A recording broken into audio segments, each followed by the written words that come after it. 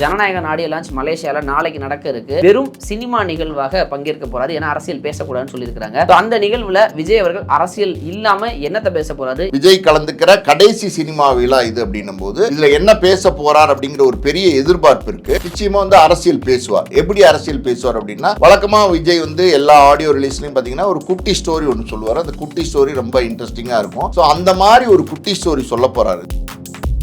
Atlee, Nelson, Lokesh Kanagaraj அப்படின்னு விஜய்க்கு பிடித்த இயக்குநர்கள் ஒரு புறம், மியூசிக் டைரக்டர்ஸ் ஒரு புறம் அப்படின்னு எல்லாருமே அந்த சென்ட் ஆஃப் பண்றதுக்காக வர்றாங்க அப்படின்னு சொல்லும்போது குறிப்பா 2 பெயர்கள் அடிப்படுது. தனுஷ் அவர்கள் அந்த மேடையில் இருப்பாரு. விஜய் மேல எல்லாருக்குமே மரியாதை இருக்கு. சினிமா துறையை பொறுத்த வரைக்கும் பாத்தீங்கன்னா தனுஷ்ல இருந்து சிம்புல இருந்து எல்லாருமே விஜய் மேல பெரிய மரியாதை வச்சிருக்காங்க. ஆனா இந்த விழாவில் தனுஷ் கலந்துக்கிட்டாருன்னா, ஆல்ரெடி சிவகார்த்திகேயன் தனுஷ்க்கு ஒரு போட்டி சினிமா துறையில போயிட்டு இருக்கு. அதாவது தனுஷ் தான் சிவகார்த்திகேயனை வளர்த்து விட்டாரு, சிவகார்த்திகேயன் இன்னைக்கு அவர் முதுகுலே குத்துறாரு அப்படிங்கிற மாதிரி ஒரு போட்டி போயிட்டு இருக்கு. ஸோ இந்த ஜனநாயகன் விழாவில் தனுஷ் கலந்துட்டாருன்னா, அஜித் இந்த விழாவில் கலந்துக்குவாரா அப்படின்னு கூட ஒரு பேச்சு இருக்கு. ஆனால் நிச்சயமா பார்த்தீங்கன்னா அஜித் இந்த விழாவில் கலந்துக்கிறதுக்கு வாய்ப்பே இல்லைன்னு 100% அடிச்சு சொல்லலாம். காரணம் என்னன்னா, சிவகார்த்திகேயனை விஜய் ரசிகர்கள் சற்று எதிர்க்க தொடங்கி இருக்கிறாங்க. ஆனா அது அப்படி கிடையாது. சினிமா அரசியல் அரசியல்னு இத விஜய் அவர்கள் எடுத்து பேசுவார். சிவகார்த்திகேயன் விஜயை பார்த்து வளர்ந்தவருங்கிறது அவருக்கு தெரியும். விஜய் சிவகார்த்திகேயன் ஒரு அண்ணனா நினைக்கிறாருங்கிறதும் விஜய்க்கு தெரியும். பல சந்தர்ப்பங்கள்ல பாத்தீங்கன்னா விஜயும் சிவகார்த்திகேயனும் சேர்ந்து பேசி இருக்கிறாங்க. உங்க toilet cleaner bison toilet cleaner குவாலிட்டியை விட பெட்டர்னு நிரூபிச்சா உங்க மொத்த பணமும் ரீஃபண்ட். பைசன் டாய்லெட் கிளீனர் இப்போது 79 ரூபாயில். மக்களே அன்பு வணக்கம். இன்னைக்கு என்னோட பாலாஜி பிரபு சார் இருக்காரு. சார் வணக்கம். வணக்கம். ஸோ ஜனநாயக ஆடியோ லான்ச் மலேசியாவில் நாளைக்கு நடக்க இருக்கு. விஜய் அவர்கள் அரசியலுக்கு வந்ததுக்கு பிறகு அவர் மேலே ஒரு 1000 விமர்சனம் இருக்கலாம். அரசியல் அவர் சரியாக பண்ணலையா அல்லது சரியான நேர்கோட்டில் போகலையா அப்படிங்கிற விமர்சனங்கள், கரூர் சம்பவம் நிறைய இருக்குது சார். ஆனால் சினிமாவில் அவர் இருக்கிற வரைக்கும் ஒரு உச்ச நட்சத்திரமாக இருக்கிறாரு. பலரும் விஜய் அவர்களுடைய படத்தில் நடிக்கணும்னு காத்திருந்தவங்க தான். விஜய் அவர்கள் தன்னை பற்றி ஒரு வார்த்தை சொல்லிட மாட்டாங்கன்னு காத்திருந்தவங்க தான்.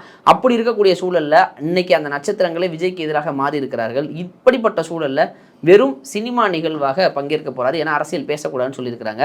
ஸோ அந்த நிகழ்வில் விஜய் அவர்கள் அரசியல் இல்லாமல் என்னத்தை பேச போறாரு? ஏன்னா குறிப்பாக பராசக்தி விசஸ் ஜனநாயகன் அப்படிங்கிற ஒரு போர் போயிட்டு இருக்கு இல்லையா, அதை பற்றி அவர் எப்படி பேசுவார்னு நினைக்கிறீங்க சார்? நிச்சயமா விஜய் இந்த நிகழ்ச்சியில் அரசியல் பேச மாட்டார். ஏன்னா மலேசியாவில் அரசியல் பேசக்கூடாதுன்னு வேற மலேசியா போலீஸ் சொல்லிட்டாங்க. ஸோ அப்படி இருக்கும்போது அரசியல் பேசாமல் எப்படி இந்த விழா சூப்பராக இருக்கும் அப்படின்னா, நிச்சயமாக அரசியல் பேசுவார். எப்படி அரசியல் பேசுவார் அப்படின்னா, வழக்கமாக விஜய் எல்லா ஆடியோ ரிலீஸ்லையும் பார்த்தீங்கன்னா ஒரு குட்டி ஸ்டோரி ஒன்று சொல்லுவார். அந்த குட்டி ஸ்டோரி ரொம்ப இன்ட்ரெஸ்டிங்காக இருக்கும்.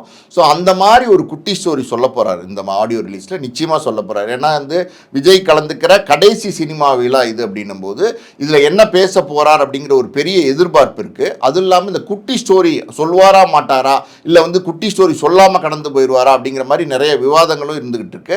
அப்படி இருக்கும்போது நிச்சயமாக விஜய் இதில் குட்டி ஸ்டோரி சொல்லுவார். அந்த குட்டி ஸ்டோரியில் மறைமுகமான ஒரு அரசியலை பேசுவார். அதாவது ஒரு ராஜா காலத்தில் இருக்கிற ஒரு சம்பவம் மாதிரி, ஒரு ராஜா பற்றி சொல்கிற ஒரு இன்சிடென்ட் மாதிரியும் அதுக்குள்ளே ஒரு அரசியல் நிச்சயமாக இருக்கும். அந்த அரசியலில் அவருடைய எதிர்ப்பை தெரிவிப்பார். மறைமுகமாக பேசுவார். மறைமுகமாக பேசுறது அது ஆடியன்ஸ் கனெக்ட் ஆகிப்பாங்க, இவங்க இதை தான் பேசுகிறார் அப்படின்னு. ஸோ அது பேசுறது அரசியலாக இருக்காது, ஆனால் அதுக்குள்ளே நிச்சயமாக அரசியல் இருக்கும். அது இல்லாமல் பார்த்தீங்கன்னா விஜய் இப்போ மலேசியா கிளம்பிட்டாரு. வழக்கமாக பார்த்தீங்கன்னா ஒயிட் ஷர்ட்டில் இருப்பார், இப்போ பிளாக் ஷர்ட்டில் போயிருக்காரு. காஸ்டியூமே சேஞ்ச் பண்ணியிருக்காரு. என்ன காரணம்னு தெரியல. ஸோ அது இல்லாமல் ஆதவர்ஜுனாலேருந்து புஷி ஆனந்த்லேருந்து இன்னைக்கு மாவட்ட செயலாளர்கள் எல்லாருமே கிளம்பிட்டாங்க.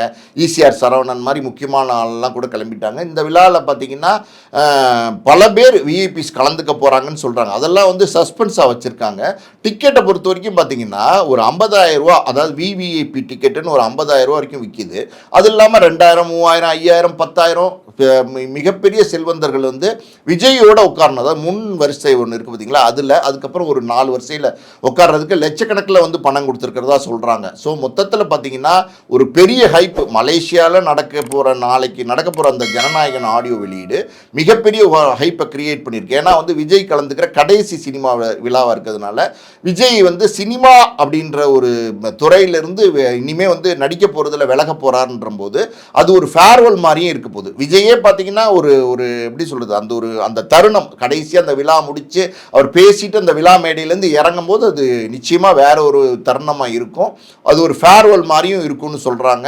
ஸோ பெரிய எதிர்பார்ப்பை கிரியேட் பண்ணியிருக்கு. இப்போ மலேசியாவில் ரொம்ப பரபரப்பாக இருக்குது. அதாவது இப்போ நாளைக்கு நடக்க போகிற இந்த விழாக்கு டிக்கெட்ஸ் ஆல்ரெடி விற்று போச்சு, மொத்த டிக்கெட் விற்று போச்சு. 90,000 பேர் உட்காரலாம் அந்த ஸ்டேடியத்தில், அவ்வளவும் விற்றுருச்சு. இன்னும் வந்து டிக்கெட் கிடைக்குமா, எங்களுக்கு ஒரு டிக்கெட் கிடைக்குமா, நான் எவ்வளோ வேணாலும் தரோம் அப்படின்னு சொல்லிட்டு இந்த ஃபஸ்ட்டு டே ஃபஸ்ட்டு ஷோ பார்ப்பாங்க இல்லையா, அந்த மாதிரி வந்து ஒரு பெரிய எதிர்பார்ப்பை கிரியேட் பண்ணியிருக்கு. ரசிகர்கள் வந்து பெரியதாக டிக்கெட்டுக்கு இன்னமும் காத்துக்கிட்டு இருக்காங்க. ஸோ அந்த விழா அது நாளைக்கு நடக்க போகிற அந்த 5 மணி நேரம் விழாங்கிறாங்க, அது நடக்க போகிற அந்த அந்த நிகழ்ச்சி பார்க்குறதுக்கு உலகளவில் வந்து எதிர்பார்த்துட்டு இருக்காங்க. டைரெக்டாக ஒரு லைவ் டெலிகாஸ்ட் பண்ண போகிறாங்கன்னு சொல்கிறாங்க. அது இல்லை, ஒரு ப்ரோக்ராமாக தான், ஒரு நிறுவனத்துக்கு தான் அதை விற்றுருக்காங்கன்னு சொல்கிறாங்க. எது எப்படியோ இது வந்து மிகப்பெரிய ஒரு பேச்சு பொருளாக மாறும். சார் இப்போ மலேசியாவில் பல இடங்களில் விளம்பரங்களை பார்க்க முடியுது விஜய் அவர்கள். ஏன்னா அங்கே வந்து மாலிக் அதை பெரிதளவில் எடுத்துக்கொண்டு போய் விளம்பரப்படுத்திட்டு இருக்கிறாரு. ஸோ இந்த நேரத்தில் வரவங்கலாம் குளுக்கோஸ் பாட்டில் வேணும் வந்துங்கிற ரேஞ்சுக்கு, ஏன்னா கத்தி தொண்டை உங்களுக்கு காய போகுது. ஏன்னா ஒரு மிகப்பெரிய மியூசிக் கான்செப்ட் நடத்த போகிறாங்க. என்டையராக விஜய் அவருடைய அது ஒரு ப்ரெசன்ஸ் ஏவி ஒன்று ப்ளேஸ் பண்ண போகிறாங்க. இப்படி நிறைய விஷயங்கள் சொல்லிட்டு இருக்காங்க. இதெல்லாம் என்ன நடக்குங்கிறது நம்ம பொறுத்து தான் பார்க்கணும். பட் அந்த ஸ்டேஜில் யாரெல்லாம் ப்ரெசன்ஸ் ஆக போகிறாங்க அப்படின்னா, இப்போ அட்லி, நெல்சன், லோகேஷ் கனகராஜ் அப்படின்னு விஜய்க்கு பிடித்த இயக்குநர்கள் ஒரு புறம், மியூசிக் டைரக்டர்ஸ் ஒரு புறம் அப்படின்னு எல்லாருமே அந்த சென்ட் ஆஃப் பண்ணுறதுக்காக வர்றாங்க அப்படின்னு சொல்லும்போது குறிப்பாக 2 பேர்கள் அடிப்படுது. தனுஷ் அவர்கள் அந்த மேடையில் இருப்பார். ஏன்னா தனுஷ் அவர்கள் விஜய் மேலே ஒரு பெரிய பாசம் வச்சிருக்காரு. ஒரு முறை அவருடைய படம் சார்ந்து சிக்கல் வரும்பொழுதும் தானாக வந்து நிறைய ட்வீட்லாம் பண்ணியிருக்கிறார். தலைவா சமயத்துலேருந்தே ட்வீட் பண்ணியிருக்காரு. இப்போ அப்படி இருக்கும் பொழுது தனுஷ் அவர்கள் அந்த மேடையில் இடம்பெறுவாரா? காரணம், பராசக்தின்னு ஒரு படம் வருது, சிவகார்த்திகேயன் ஒருத்தர் இருக்காரு, தனுஷ் சிவகார்த்திகேயன் ஒரு கிளாஷ் போயிட்டு இருக்கு. அந்த மேடையில் அவர் இடம்பெறுவதற்கான வாய்ப்புகள் இதெல்லாம் இருக்கு அப்படின்னு ஒரு கிளப்பி விட்டுருக்காங்க.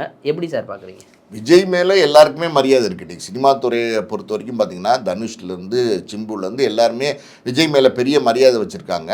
ஆனால் இந்த விழாவில் வந்து தனுஷ் கலந்துக்கிட்டாருன்னா, ஆல்ரெடி சிவகார்த்திகேயன் தனுஷ்க்கு ஒரு போட்டி சினிமா துறையில் போயிட்டுருக்கு. அதாவது தனுஷ் தான் சிவகார்த்திகேயனை வளர்த்து விட்டார், சிவகார்த்திகேயன் வந்து இன்றைக்கி வந்து அவர் முதுகுலே குத்துறாரு அப்படிங்கிற மாதிரி ஒரு போட்டி போயிட்டுருக்கு. ஸோ இந்த ஜனநாயகன் விழாவில் வந்து தனுஷ் கலந்துக்கிட்டாருன்னா, ஸோ இந்த பக்கம் வந்து 3ஆம் தேதி பார்த்தீங்கன்னா பராசக்தியோடைய ஆடியோ ரிலீஸ் நடக்க போகுது இங்கே நேரு ஸ்டேடியமில், அவுட்டோர் ஸ்டேடியமில். ஸோ அப்படி இருக்கும்போது அந்த நிகழ்ச்சியில் வந்து ரஜினி கமல்லாம் வரதா வேற ஒரு பேச்சு இருக்குது. ஸோ தனுஷ் இங்கே கலந்துக்கிட்டாருன்னா, ஸோ வந்து சிவகார்த்திகேயனுக்கு எதிர்ப்பாக தான் இந்த விழா கலந்துக்கிறாரு அப்படிங்கிற மாதிரி ஒரு பேச்சு அடிபடுறதுக்கு வாய்ப்பு இருக்குது. அதனால் வந்து தனுஷ் வந்து கலந்துக்கிற மாட்டாருன்னு தான் நான் நினைக்கிறேன். தனுஷ் கலந்துக்கிறதுக்கான வாய்ப்புகள் சதவீதம் ரொம்ப கம்மி. ஸோ இப்போ தனுஷ் அவர்கள் கலந்துக்காமல் இருந்தால் வேறு எந்த நடிகர்கள்லாம் கலந்துக்க வாய்ப்பு இருக்குது? ஏன்னா இன்னொரு புறம் வந்து டக்குன்னு அஜித் அவர்களே அந்த மேடையில் இடம்பெற்றாலும் ஆச்சரியம் கிடையாது. அப்படின்னு இது அஜித் அவர்கள் வருவதற்கான வாய்ப்புகளே கிடையாது.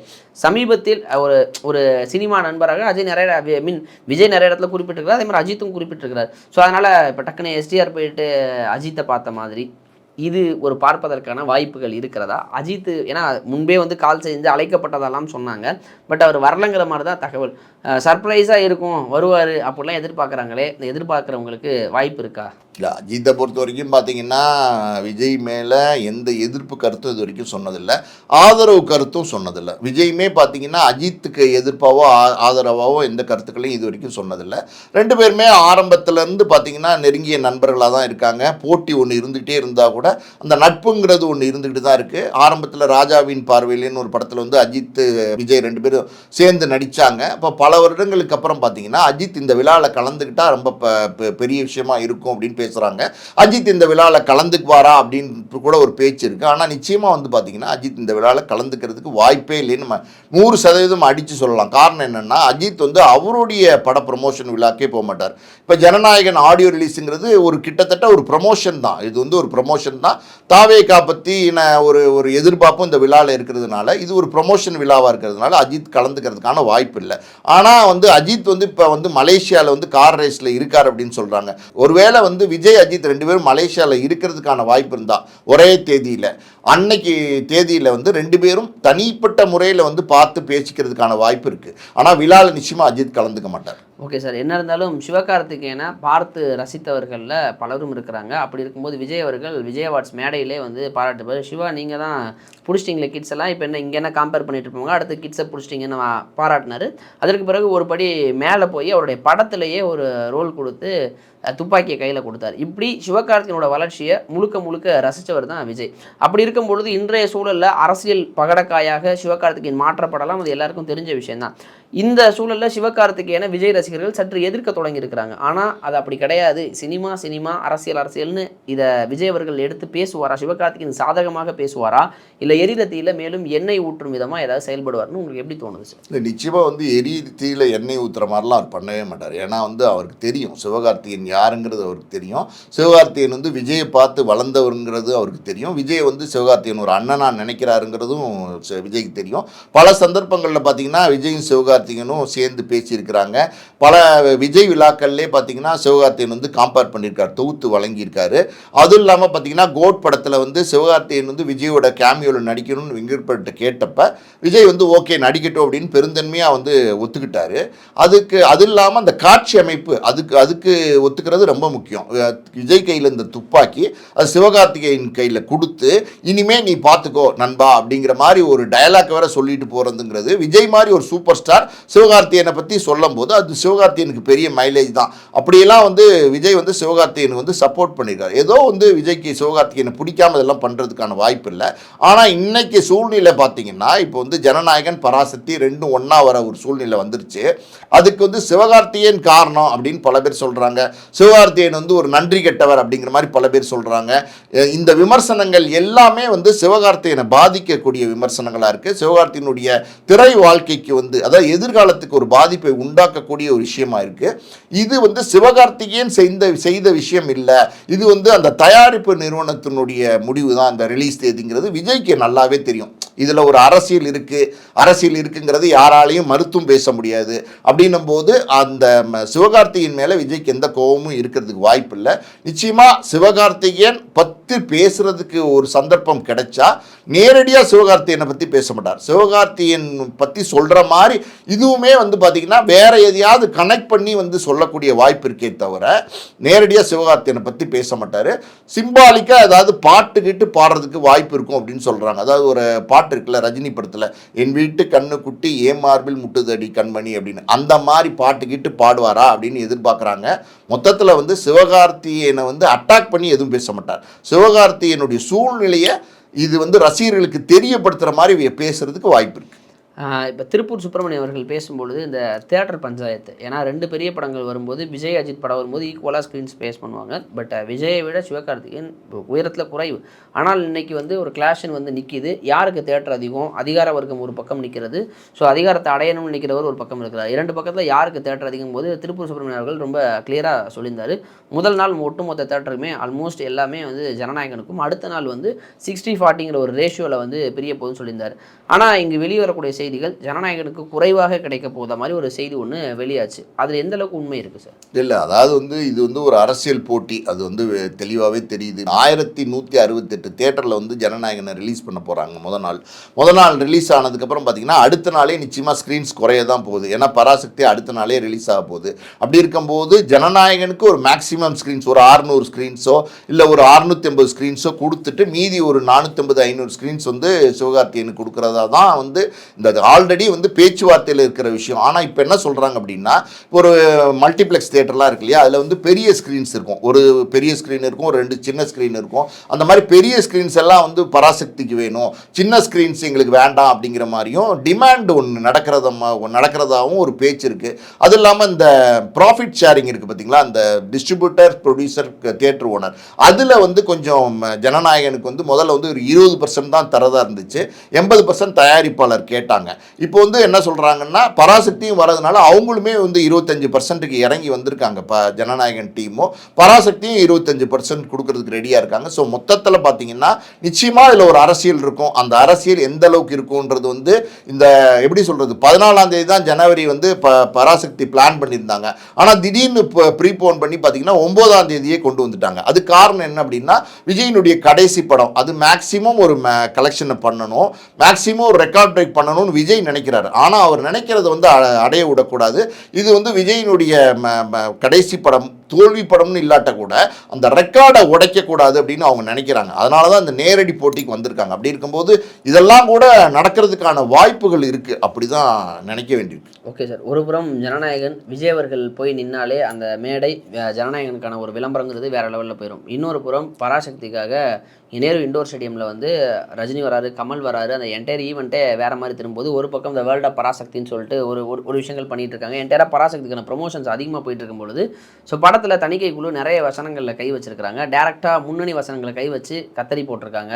அதனால் படத்துடைய என்டையர் ஸ்டோரியுமே பாதிக்க போகுது அப்படின்னு ஒரு செய்தியும் மறு தணிக்கைக்காக அனுப்பியிருக்கிறாங்க ஒரு செய்தியும் வந்திருக்குது. ஸோ பராசக்திக்கு இந்த நிலைமைனா இப்போ ஜனநாயகனோட நிலைமை என்ன அப்படிங்கிற ஒரு கேள்வியும் வச்சிருக்காங்க. ஏன்னா விஜய் அவர்கள் அரசியல் அப்படிங்கிற ஒரு பேச்சினால பராசக்தியை பொறுத்த வரைக்கும் பார்த்தீங்கன்னா மறு தணிக்கைக்கு போயிருக்கு. காரணம் என்னென்னா ஹிந்தி எதிர்ப்பு, அது வந்து மத்திய அரசுக்கு வந்து எதிர்ப்பான கருத்துன்னு அவங்க நினைக்கிறாங்க. ஆக்சுவலி வந்து இது ஹிந்தி எதிர்ப்பு இல்லை, ஹிந்தி திணிப்பு தான். அதை எதிர்த்து போராடுற மாதிரி இந்த படம் வந்து வரப்போகுது. ரெண்டாவது சுதா கவுந்தரா பார்த்தீங்கன்னா சமீபத்தில் ஒரு காணொலியில் பேட்டி கொடுத்துருக்காங்க. அது என்ன அப்படின்னா இது வந்து முழுக்க முழுக்க வந்து இந்த ஹிந்தி எதிர்ப்பை பற்றி பேச போகிறது இல்லை. அந்த நேரத்தில் அந்த அந்த அந்த 65 காலகட்டங்களில் இந்த இந்திய எதிர்ப்பு போராட்டம் நடந்த போது ஸ்டூடெண்ட்ஸ் மூமெண்ட்டாக தான் இருந்துச்சு, மூமெண்ட்டாக தான். அதை கனெக்ட் பண்ணி ஒரு ஃபேமிலி, ஒரு பிரதருக்குள்ள ஒரு கனெக்டு, ஒரு சென்டிமெண்ட்டு, ஒரு ஃபைனான்ஷியல் இது, ஒரு இயலாமை எல்லாத்தையும் கனெக்ட் பண்ணி பின்னப்பட்ட ஒரு சினிமா தான் இது. முழுக்க முழுக்க வந்து எப்படின்னா ரியல் ஸ்டோரியை மட்டுமே நான் எடுக்கலை அப்படிங்கிறது சுதா கங்குரா சொல்லியிருக்காங்க. இருந்தாலும் அந்த அடித்தளம்னு சொல்லுவாங்களா, பேஸ் வந்து ஹிந்தி எதிர்ப்பு, அந்த ஹிந்தி திணிப்பை பற்றி இருக்கிறதுனால அதில் நிறைய கட்ஸ் கொடுத்துருக்காங்க. எல்லா கட்ஸையும் ஒத்துக்கிட்டு வந்து படத்தை ரிலீஸ் பண்ணால் படத்தினுடைய சுவாரஸ்யங்கள் கெட்டு போயிடும்னு மறு தணிக்கைக்கு போயிருக்காங்க. அங்கே என்ன நடக்க போகுதுன்னு இனிமேல் தான் தெரிய வரும். ஸோ நீங்கள் கேட்ட மாதிரி பார்த்தீங்கன்னா ஜனநாயகனை பொறுத்த வரைக்கும் அது இன்னும் தணிக்கைக்கே போகல, கூடிய சீக்கிரம் தணிக்கைக்கு போகுது. ஸோ அப்படி இருக்கும்போது அதில் நிச்சயமாக விஜய் அரசியல் பேசாமல் இருக்க மாட்டார்.